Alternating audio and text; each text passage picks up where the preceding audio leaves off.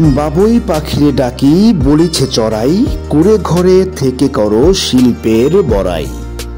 ছোটবেলায় পড়া এই কবিতাটা নিশ্চয়ই মনে আছে সবার। বাবুই পাখির বাসা বানানোর দক্ষতা বর্ণনা করা হয়েছে কবিতায়। ভারতের বিখ্যাত পক্ষীবিদ সলিম আলী সর্বপ্রথম বাবুই পাখির বাসা তৈরি পর্যবেক্ষণ করেন।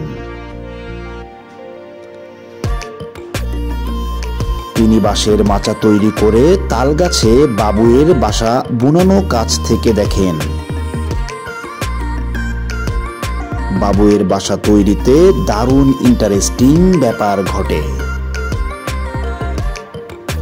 সাধারণত খেজুর বা তাল গাছের ডালে মাটি থেকে উঁচুতে বাসা তৈরি করে। তাল বা খেজুর পাতা ঠোঁট দিয়ে ছিঁড়ে নিয়ে আসে ওরা। সাথে ঘাসের লম্বা পাতাও ব্যবহার করে বাসা তৈরিতে। এটার সাথে আরেকটি পাতা চিকন করে কেটে ঢুকিয়ে দেয়। তাঁতি যেমন সুতা বুনে কাপড় তৈরি করে, বাবুই পাখিও একই কাজ করে পাতা দিয়ে। এ কারণেই বাবুইকেই ওয়েভার বার্ড বা তাঁতি পাখি বলা হয়। পুরুষ বাবুই একা একাই বাসা তৈরি করে।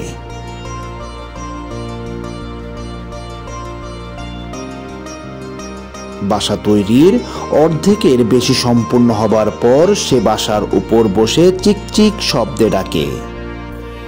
এ ডাকের দ্বারা সে স্ত্রী পাখিকে বাসা পরিদর্শনের আমন্ত্রণ জানায়। বিভিন্ন স্টেজের বাসা।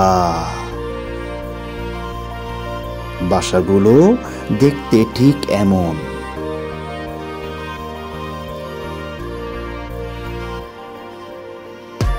স্ত্রী পাখি বাসা পছন্দ করলেই দুজনে জোড়া বাঁধে।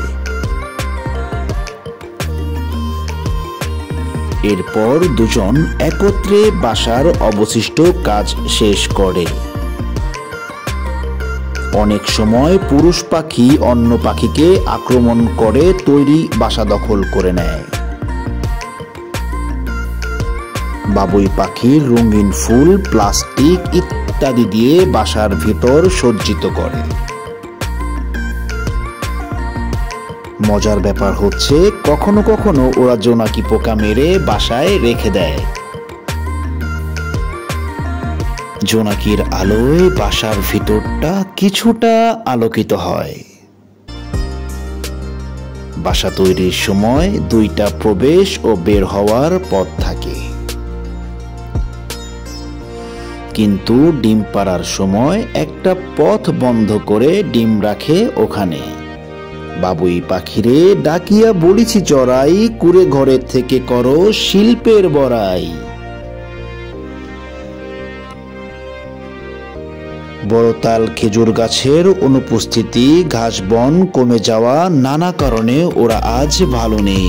প্রকৃতির ভারসাম্য রক্ষায় পাখির গুরুত্ব অপরিসীম। আসুন আমরা সবাই পাখি ভালোবাসি, পাখির মতো সংবেদনশীল আচরণ করি। ভিডিওটি ভালো লাগলে অবশ্যই লাইক, কমেন্ট, শেয়ার এবং সাবস্ক্রাইব করতে ভুলবেন না।